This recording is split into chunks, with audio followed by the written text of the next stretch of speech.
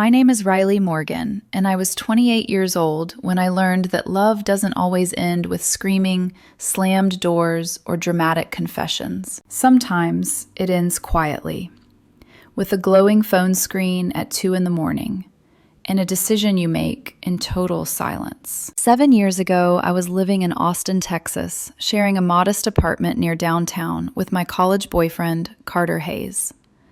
We'd been together for 3 years, long enough to memorize each other's coffee orders, long enough to argue about throw pillows like it actually mattered, long enough for me to believe we were headed somewhere permanent. Carter was the kind of man people trusted easily. Tall, relaxed, effortlessly charming. The kind who smiled while promising forever and made it sound reasonable. I believed him, completely. I worked at a tech startup then. Long hours, mediocre pay, big dreams. I imagined a future filled with stability, marriage, children, Sunday mornings that smelled like pancakes and coffee. I wasn't demanding. I wasn't desperate.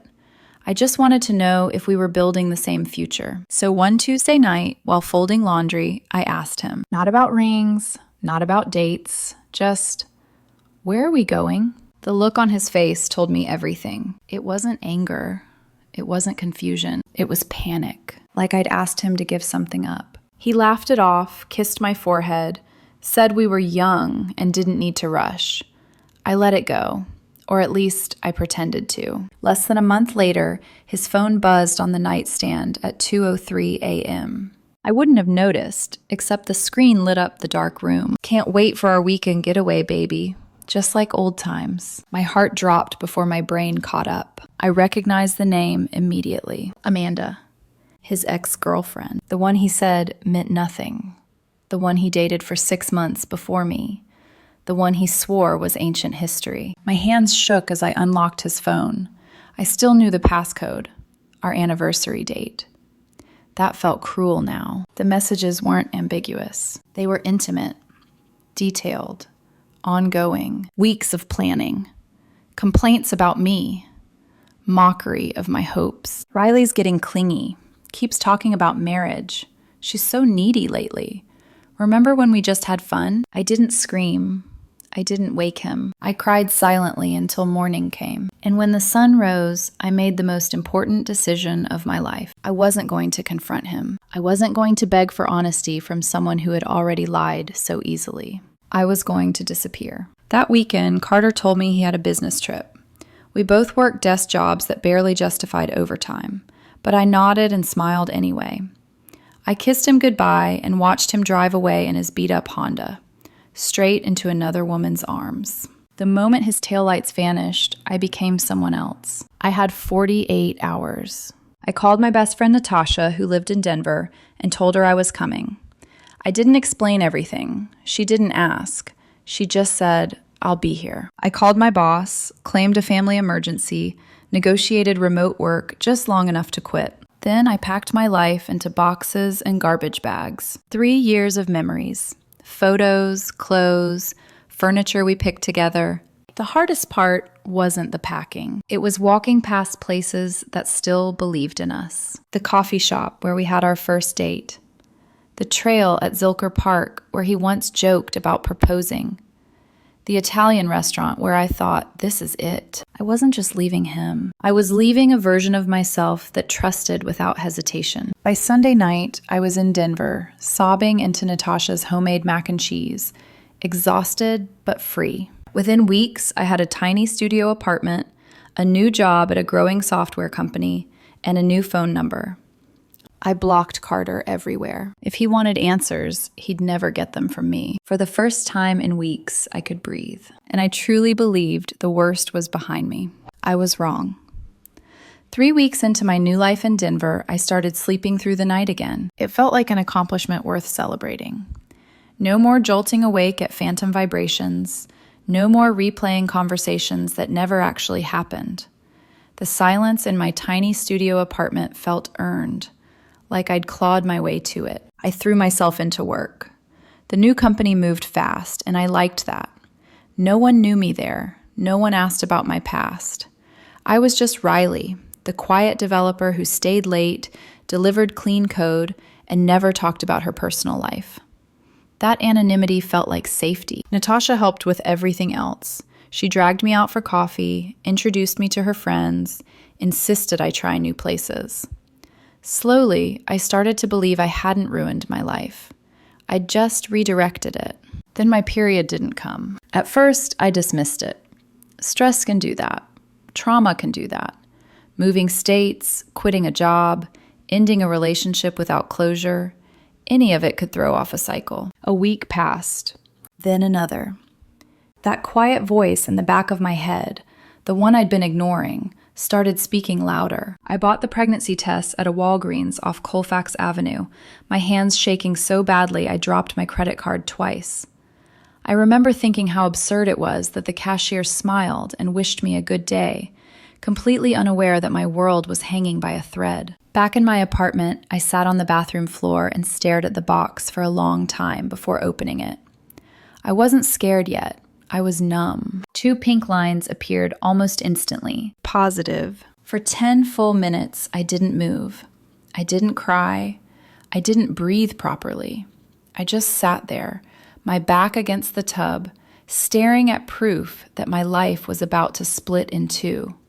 Again. And then something unexpected happened. I laughed. A soft, broken sound that turned into tears I couldn't stop. This baby wasn't planned. It wasn't convenient. It wasn't part of the life I thought I'd have. But for the first time since discovering Carter's betrayal, I felt something warm bloom in my chest. This was mine. No lies. No cheating. No conditions. Just life. I called Natasha first. She screamed so loudly I had to hold the phone away from my ear. By the time she hung up, she'd already named my unborn child twice and started planning a baby shower. My parents came next. They were shocked, then ecstatic. My mother cried happy tears.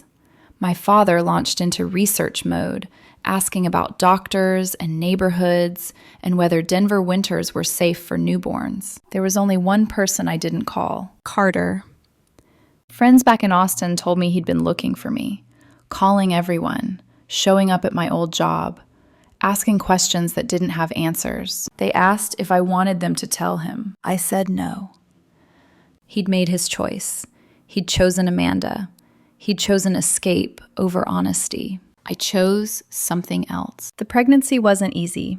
I worked through nausea, exhaustion, and a fear that crept in late at night when the apartment felt too quiet.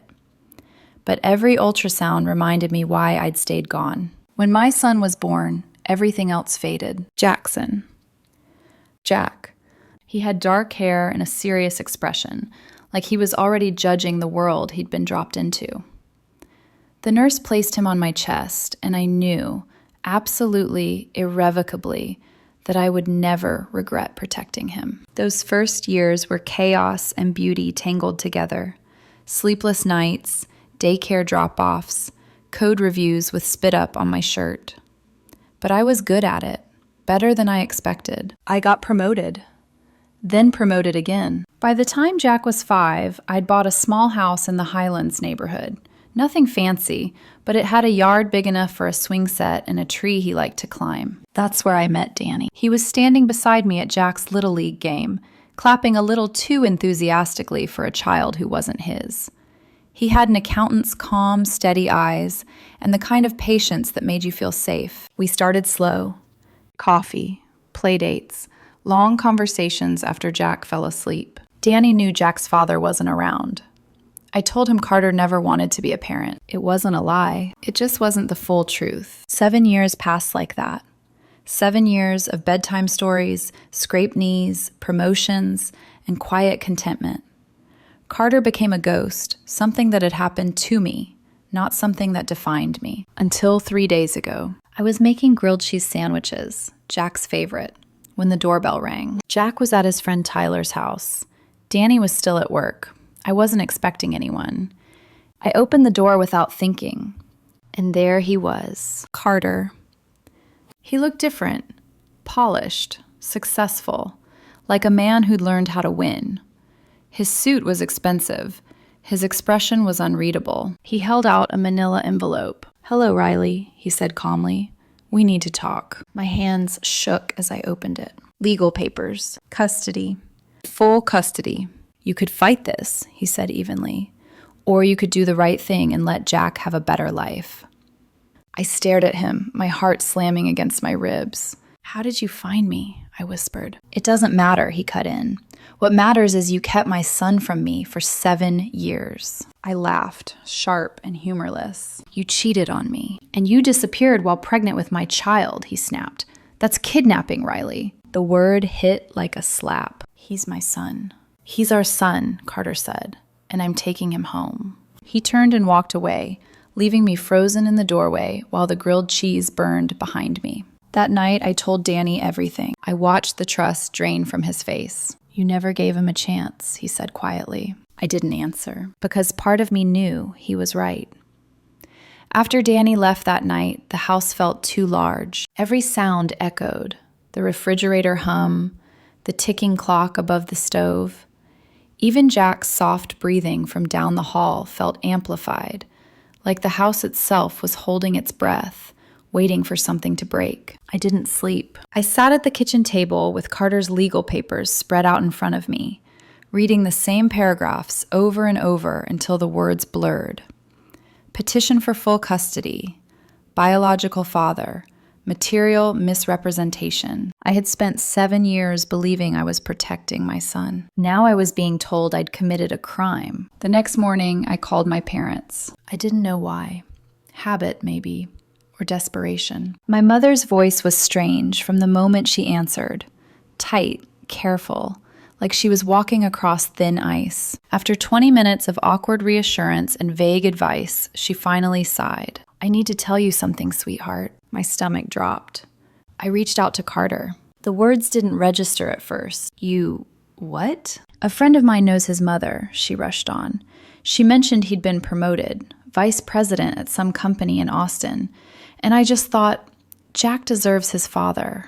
And you could use the help. I stood up so fast my chair tipped over. You gave him my address? I did it for you, for Jack. My hands were shaking violently now. You had no right. You can't keep running forever, she said softly. I hung up. Then I blocked her number. The betrayal settled deep in my chest, heavier than anything Carter had done. This wasn't a man who'd hurt me out of fear or immaturity. This was my mother, the woman who'd held me while I cried 7 years ago, deciding she knew better than I did. 2 days later, Danny came by to talk. He didn't sit close to me, didn't reach for my hand. I can't do this, Riley, he said quietly. It's not just the lying. It's what it says about you. I tried to explain. Survival, fear, trauma, but the truth was uglier than that. Part of me had wanted Carter to lose something, and Danny saw that. He left with a sad smile and an apology that felt like a verdict. The mediation sessions began the following week. Carter arrived with his lawyer, his new wife, Amanda, and a binder full of evidence proving what a perfect life he'd built without us. Big house, private schools, stability. I presented my own evidence. Screenshots of messages, proof of infidelity. 7 years old, but still damning. The mediator, Margaret Collins, listened carefully. You had reasons, she said gently, but he has rights, and Jack has the right to know his father. After the session, Carter asked to speak privately. I was angry, he admitted. I wanted revenge, but seeing how well you've raised him. He paused. I don't want to take him from you. I just want to be his father.